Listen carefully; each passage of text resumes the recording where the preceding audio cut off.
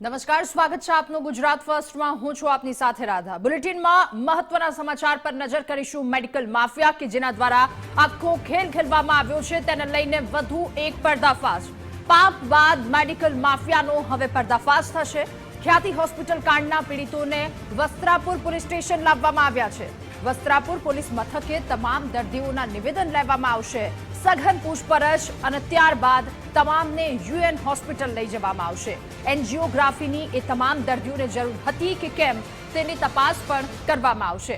અને સ્ટેન્ટ નાખ્યું તો કયા સંજોગોમાં સ્ટેન્ટ નાખવામાં આવ્યું, શું ખરેખર એ સ્ટેન્ટની જરૂર હતી કે કેમ એ પણ તપાસ કરવામાં આવશે। હોસ્પિટલ લઈ જવામાં આવશે ત્યારે આ સાથે હોસ્પિટલે ક્યાં ક્યાં કેટલી ગેરરીતિ આચરી આ તમામ તપાસ કરવામાં આવશે। ત્યારે વસ્ત્રાપુર પોલીસ મથકે તમામ દર્દીઓના નિવેદન લેવામાં આવશે। હવે મેડિકલ માફિયાઓ દ્વારા જે આખો ખેલ ખેલવામાં આવ્યો છે, વર્ષોથી મોતનો ખેલ તેઓ ખેલતા હતા, હવે તેને લઈને એક બાદ એક પર્દાફાશ થશે। કારણ ખ્યાતિ હોસ્પિટલ કાંડના પીડિતોને વસ્ત્રાપુર પોલીસ સ્ટેશન લાવવામાં આવ્યા છે અને ત્યાં તેમના તમામ દર્દીઓના નિવેદન લેવામાં આવી રહ્યા છે। સઘન પૂછપરછ કરવામાં આવી અને ત્યારબાદ યુએન હોસ્પિટલ લઈ જવાશે, જ્યાં પણ તપાસનું ધમધમાટ। એ દર્દી જેમની એન્જિયોગ્રાફી કરીશું તેમને એન્જિયોગ્રાફીની જરૂર હતી કે કેમ એ સહિતની તમામ તપાસ કરવામાં આવશે। સ્ટેન્ટ નાખ્યું તો કયા સંજોગોમાં નાખ્યું અને શું ખરેખર તેમને સ્ટેન્ટ નાખવાની જરૂર હતી કે કેમ તે પણ તપાસવામાં આવશે। વધુ માહિતી મેળવીશું। સંવાદદાતા અર્પિત દરજી આપણી સાથે જોડાયા છે। અર્પિત, એ તમામ દર્દીઓને વસ્ત્રાપુર પોલીસ સ્ટેશન લાવવામાં આવ્યા, હવે સઘન પૂછપરછ આ મામલે।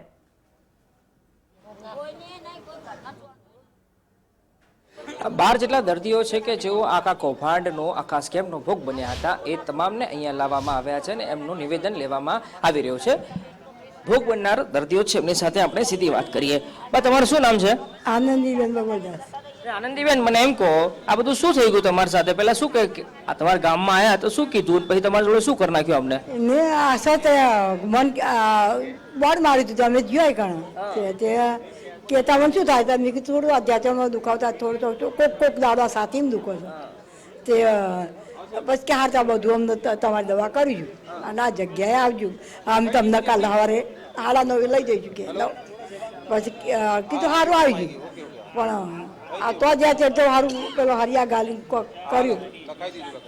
તમને જરૂર હતી ખરી કઈ કામ હરિયાણા ખૂણીમાં? ટોક દુખતું હતું એટલે જરૂર ના જરૂર અમને કોઈ ખબર પડે ના જ પડે ને। અચ્છા, તમારું શું નામ છે બેન? મારું નામ સુશીલાબેન અમૃતભાઈ પ્રજાપતિ। સુશીલાબેન, મને એમ કહો, તમને પહેલા કઈ થતું હતું ખરું કે આ લોકો બારોબાર આવીને બધું કરી જ નાખ્યું એમની રીતે? અમારા ગામમાં કેમ પરાણો એટલે બધાને હાથ પાડ્યો તે અમે એમ કે આપણે કઈ દુખ હોય તો જાવી તે અમે એમ કે તમારે કે રિપોર્ટ કાઢ્યા તે કે તમને રિપોર્ટ ઉપર કે તમારે આવવું જ પડશે અમને કે તમારા હૃદય ઉપર આમે તેમ જ્યારે તમને આ જોતા અને હરિયાણા બધું એમ કર્યું બધું તમે તો શું વાતો કેવી કેવી કરતા તે બધા? અમને તો એવું કશી એમ કહેતા હતા, એ અમને કશું પૂછ્યું જ નહીં કે તમને શું તકલીફ એ શા કારણે। સીધું અમને ડૉક્ટરો લાયા સાહેબો તેમને એટલું પૂછ્યું કે તમારા આયુષ્માન કાર્ડ કે અમે કહ્યું ના અમારા આયુષ્માન કાર્ડ નહીં, અમારા આયુષ્માન કાર્ડ કાઢી દીધું। સ્પોટ કાઢી નાખ્યું। હા, અને પછી અમારે લોહીનો રિપોર્ટ લઈ લીધો અને સોનોગ્રાફી કરાવી।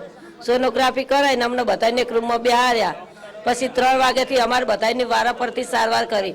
12:30 પોણા 100 નંબર મારવા આવ્યો તો સાહેબ અંદર રૂમમાં જ્યાં પછી અમને કોઈ પૂછ્યું નહીં કે તમારે શું તકલીફ છે, શા કારણે તમને અહીં મેલ્યા, એવું કશું પૂછ્યું નહીં, સીધું એન્જિયોગ્રેશન કરી દીધા અમને। એન્જિયોગ્રાફી અમને કરી દીધી પૂછ્યા વિના। એક લેટેસ્ટ સમાચાર આપણે બતાવું તો એક જે દર્દી હતા કે જે આખા ષડયંત્રનો ભોગ બની ચૂક્યા છે, એ હમણાં બેહોશ એટલે કે એમને બેહોશ થઈ ગયા હોવાની પણ માહિતી આપ જો આવી રહી છે। આ ભાઈ છે એ ભાઈને અચાનક જ કંઈ થઈ ગયું છે, શ્વાસ ચડી ગયો છે કે આ ભાઈ છે એ ભાઈ આમને પણ સારવાર લીધી હતી? શું એમને સ્ટેન્ડ મૂક્યું છે? એમને સ્ટેન્ડ મૂક્યું છે? હા, એમને પણ નામ છે એમનું? એમને ઓલરેડી પહેલા સ્ટેન્ડ મૂકેલું જ હતું, અત્યારે ફરીથી સ્ટેન્ડ મૂક્યું છે।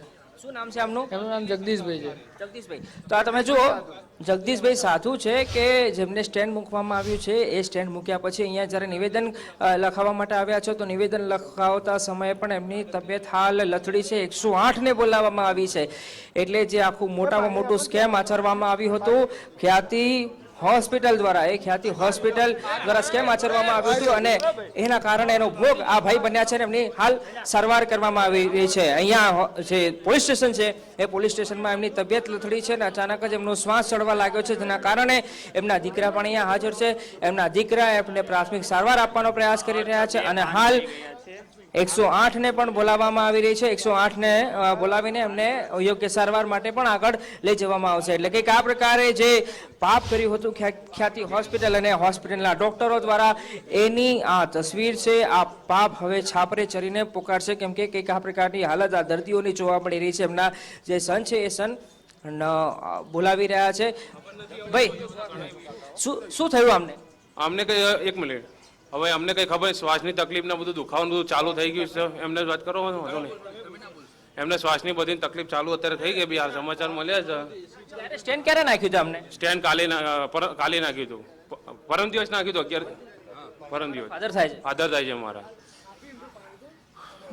આપ જોઈ રહ્યા છો કે એમના સન હતા ને પરમ દિવસે સ્ટેન્ડ નાખવામાં આવ્યું હતું અને સ્ટેન્ડ નાખ્યા પછી અત્યાર સુધી તો 2 દર્દીનો ભોગ લઈ ચૂકી છે ખ્યાતિ હોસ્પિટલ. અને ફરી એકવાર આપ જોઈ રહ્યા છો દર્દીઓને કયા પ્રકારની હાલત કફોડી બની છે અને દર્દીઓ હાલ તરફડિયા મારતા હોય એ પ્રકારની પરિસ્થિતિ, એ પ્રકારનો માહોલ હાલ જોવા મળી રહ્યો છે. આ વસ્ત્રાપુર પોલીસ સ્ટેશનમાં જે ભોગ બન્યા હતા એ ભોગ બનેલા તમામ લોકોને, એટલે કે કુલ 12 લોકોને અહીંયા બોલાવવામાં આવ્યા છે. એ 12 પૈકી એક આ જગદીશભાઈ છે. એ જગદીશભાઈની તબિયત હાલ બગડી છે અને એમને હાલ એમના દીકરા અને અન્ય જે એમના ગામના લોકો છે એમને પ્રાથમિક સારવાર આપીને એમને સ્વસ્થ કરવાનો પ્રયાસ કરવામાં આવી રહ્યો છે અને 108 ને પણ અહીંયા બોલાવવામાં આવી છે. એટલે કે આ પ્રકારની હાલત, આ પ્રકારની પરિસ્થિતિ હાલ જોવા મળી રહી છે.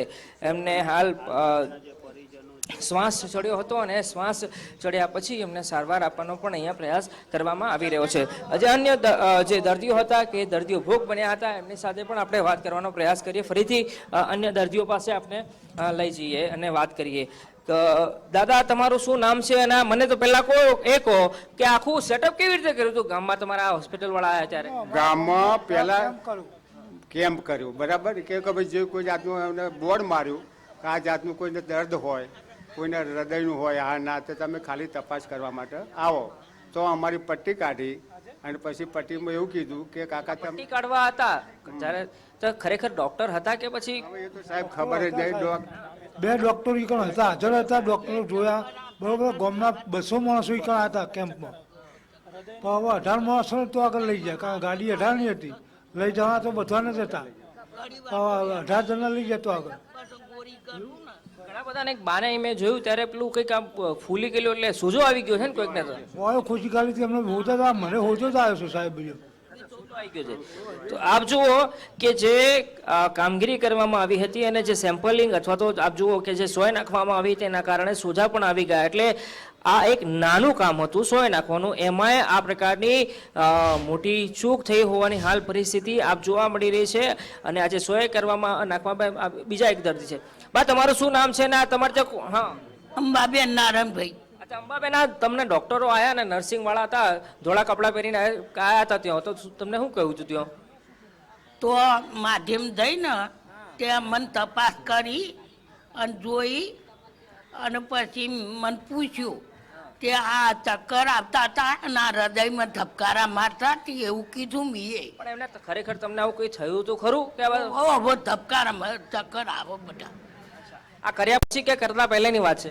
એટલે આ તમને આ ઇન્જેક્શન ચક્કર આવતા હતા ને એટલે એ ડૉક્ટર ફાહ જઈને કહું તો જવું એ નહીં બધા. એટલે આ તમે ભગવાન એમ કહો કે તમને આ સૂજન શેના કારણે આવી ગઈ છે? આ બલૂન નાખવા હોય નાખી અને ફેવરી કેમાય. તમે પહેલા હારા હતા કે આ બધું કર્યા પછી તમારી તબિયત બગડી? શું થયું પછી? વધારી દખ. આ ઢેચરનું એકલું હતું ત્યાં તો આ દખ થયું, આ થયું. એટલે હવે ડૉક્ટરને કહેવું પડે કે ભાઈ તમારા હંગાત માણસ નથી, તમારે આ ના કરાય, તમારા હંગાત માણસ બોલાવી લ્યો. એમને હોનું કરી દેવાય, ઘરનાની સલાહ લેવી પડે ને, પાછું ત્યાં મેળ દેવાય. આ 2 વપ થઈ જાય, મમ્મી વપ થઈ જાય હોય તો સારવાર તો કરી. તમારું ટેન્શન વધી ગયું છે ને આ થયા પછી? તો વધી જ જાય ને, ચક્કર આવે. આ માથે જો રહેવાતું ને હતા, આ માથું બોથું ભારે ભારે થઈ ગયું હોય, ચક્કર આવે. બા, તમારું શું નામ છે? કોકિલાબેન. કોકિલાબેન એમ મને કહો કે આમ તો ડોક્ટર જોડે જાઓ તો તમારી ચિંતા મટી જાય, પણ આ હોસ્પિટલ ગયા હશો તો તારે તમારી ચિંતા વધી ગઈ હશે ને? ચિંતા ના, હું તો નથી ચિંતા કરી, કીધું મન મટાડવા તો આવ્યા છીએ એમ હતું. હા, તો કીધું આપણને દવા સારી આલશે, પણ અમને દવા આલી, દવાએ નથી આલી ના ફેર ઓપરેશન કરી દીધું હોય. પછી અમે સાથે અમને ગોદરો આલી દીધો.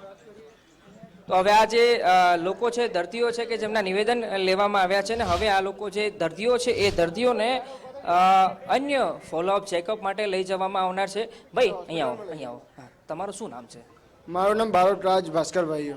અચ્છા, મને એમ કહો, અત્યાર સુધીમાં આવી બધી સ્ટોરી હોય એ ફિલ્મોમાં જોવા મળે કે કોઈ કૌભાંડ કરી જાય, પણ આ તો હકીકતમાં આના પરથી આખી આખી પિક્ચર બની જાય ને? સાચી વાત છે તમારી. અને અમારા દાદા થાય જે એમના જોડે આ થયું હોય, એમને પહેલા ખાલી એમને કેવું હતું, શરીરનું ચેકઅપ માટેનું જ આવ્યા હતા અને કેમ્પ હતો અમારા બોરીસના ગામમાં.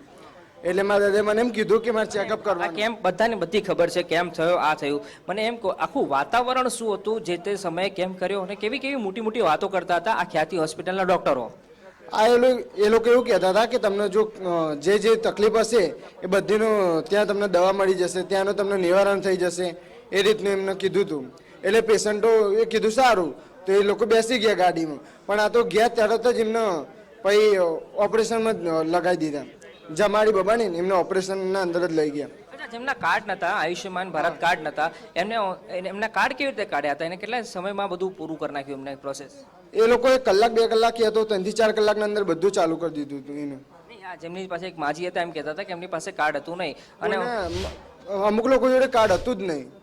અને પહેલા એમને જે લોકો જો કાર્ડ નતું ને એમને તો પહેલા બોરિસના જે હતા ને કેમ્પ લાગ્યો હતો ત્યાં તો ના જ પાડી દીધું કે ના, એ લોકોને નહીં લઈ જાય. ઓન ધ સ્પોટ કાર્ડ કાઢી આપ્યા ને બધા? ધ સ્પોટ કાર્ડ કાઢી આપ્યા એમને.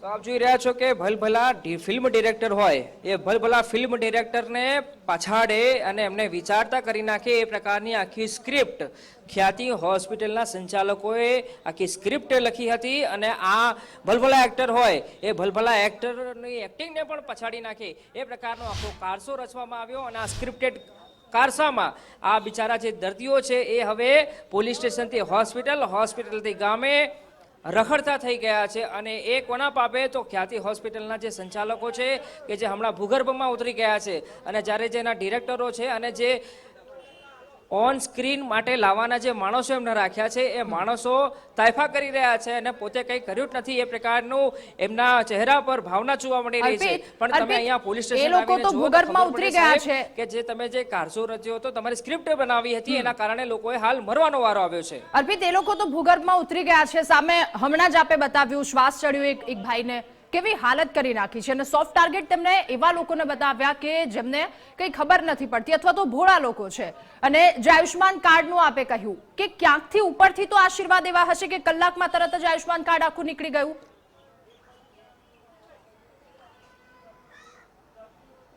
એ વાતની શક્યતાઓ સહેજ પણ નકારી ન શકાય. કેમ કે આખી જે ચેન હોય છે, માત્ર હોસ્પિટલના ડોક્ટર અથવા તો હોસ્પિટલના સત્તાધીશો આ આખા કૌભાંડમાં સામેલ હોય એટલું જ નથી.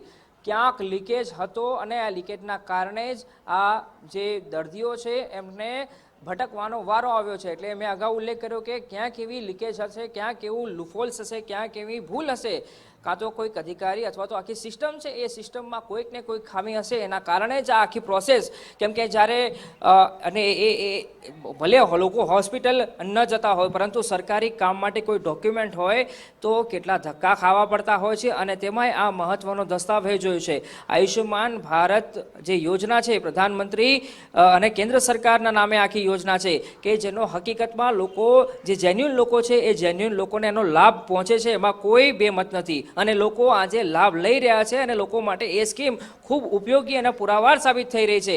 પણ આ ઉપયોગી અને ખૂબ ઉપયોગી સાબિત થતી સ્કીમ ને કેવી રીતે કૌભાંડમાં પરિવર્તિત કરી શકાય, કેવી રીતે એમાંથી પૈસા રડી શકાય, કેવી રીતે નિર્દોષ લોકોને એમાં આખો જે આ કૌભાંડ છે એ કૌભાંડમાં કેવી રીતે હોમી દેવાય, કેવી રીતે લોકોના જીવ લેવાય, એ શીખવું હોય તો ખ્યાતિ હોસ્પિટલના સંચાલકો પાસે જઈને શીખવું જોઈએ. આ લોકો દુષ્પ્રેરણા આપી રહ્યા છે. જે લોકોને નહોતા ખબર, જે હોસ્પિટલના સંચાલકોને નથી ખબર કે આવું કંઈક થઈ શકે છે, એવું નથી કહેતા અમે કે બધા હોસ્પિટલવાળા કે બધા ડૉક્ટરો આવું કરતા હશે, પણ જે લોકોને નહોતી ખબર એ લોકોને આજે ખ્યાતિ હોસ્પિટલના સંચાલકો અને ડૉક્ટરોએ દુષ્પ્રેરણા આપી છે કે હા ભાઈ આવું કંઈક થઈ શકે છે.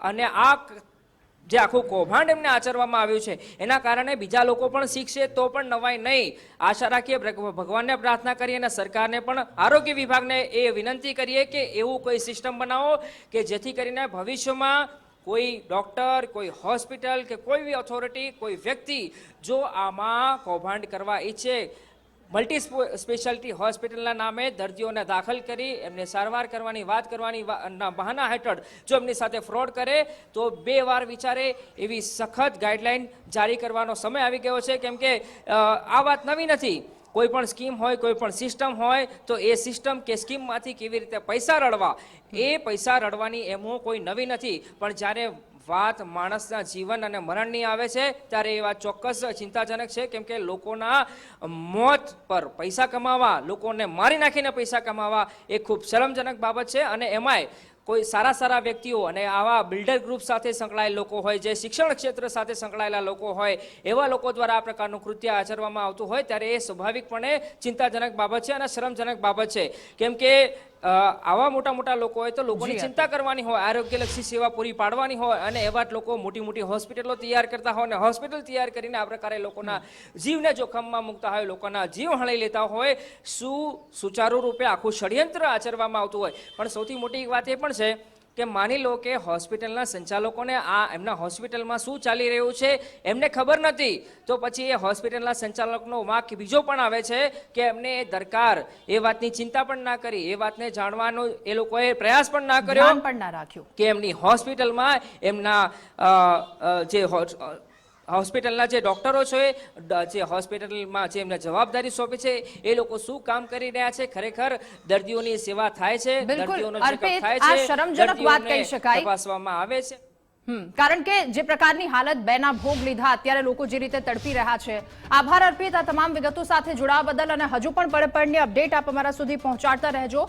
ખ્યાતિ હોસ્પિટલ ખેલ કરનારા આ 4 વ્યક્તિના નામ સામે આવ્યા. ચેરમેન છે કાર્તિક પટેલ અને ત્યારબાદ સર્જન ડોક્ટર સંજય પટોડિયા, સાથે ડિરેક્ટર ચિરાગ રાજપૂત અને ડોક્ટર પ્રશાંત વજીરાણી, કાર્ડિયોલોજિસ્ટ. 4 મેઇન વ્યક્તિ હોસ્પિટલના પાયા કહી શકાય અને ત્યારબાદ આટલા લોકોના જીવ ગયા છે. અને ખ્યાતિ હોસ્પિટલના ડાયરેક્ટર ચિરાગ રાજપૂતનો આ ચહેરો આપ જોઈ લો. હોસ્પિટલના પાપે 2 લોકોના મોત અને તેમ છતાં આ ચિરાગ હસી રહ્યો છે. ચિરાગ રાજપૂતના ચહેરા પર પસ્તાવવાનો કોઈ જ ભાવ નથી. પોતાની હોસ્પિટલના આરોપોને ઘેરામાં અને તેમ છતાં ખડખડાટ હાસ્ય સામે આવ્યું છે. જોઈ લો આ ચિરાગ રાજપૂતના ચહેરાના હાવભાવ શું કહી રહ્યા છે. મીડિયાને પણ ટોણો મારવાનો ચિરાગ રાજપૂતે પ્રયાસ કરી લીધો. કહ્યું તમારા બધાના સહયોગથી હોસ્પિટલમાં કોઈ આવ્યું નથી. વધુ એક વખત માત્ર બચાવની મુદ્રામાં આ ચિરાગ રાજપૂત દેખાયો. અમારી પાસે દર્દીઓના સંબંધીઓની મંજૂરીના પુરાવા પણ છે, ચિરાગ રાજપૂત કહી રહ્યો છે. અને શું નિવેદન તેણે આપ્યું એ પણ સાંભળી લો. ચિરાગ રાજપૂત, ડાયરેક્ટર ખ્યાતિ મલ્ટી સ્પેશિયાલિટી હોસ્પિટલ. ગઈકાલની જે ઘટના બનેલી હતી પછી પોલીસની જે બી સઘન તપાસને બધું ચાલે છે, ગવર્મેન્ટના આદેશ પ્રમાણે જે પણ અમારા તરફથી એ લોકોને સહયોગ જોઈએ છે અને જે તપાસમાં જરૂરી કાગળ ને બધું છે એ માંગણી પ્રમાણે અમારા જે બી અધિકારીઓ છે એમને પૂરતા પ્રમાણમાં આપી રહ્યા છે અને પૂરા પ્રમાણમાં એમને સપોર્ટ કરી રહ્યા છે. હોસ્પિટલ અત્યારે કાર્યરત છે. હોસ્પિટલમાં અત્યારે એક પેશન્ટ એડમિટેડ છે અને ઓપીડી બી નિરંતર પ્રમાણે જે રૂટીન છે એ પ્રમાણે ચાલુ થઈ ગયેલ છે. તમારા બધાના સહકાર બદલ ખૂબ ખૂબ આભાર. Thank you.